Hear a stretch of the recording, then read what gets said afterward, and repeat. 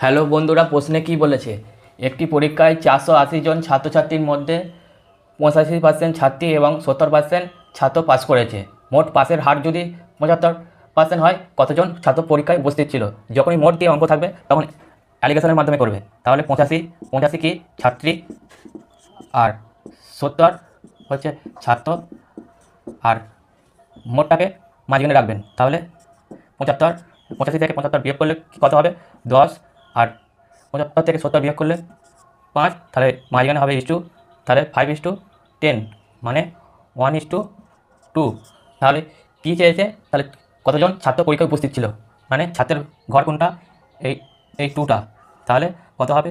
2 আর 2 আগে, মোট টোটাল হচ্ছে 3, আর মোট ছাত্রছাত্রী 480।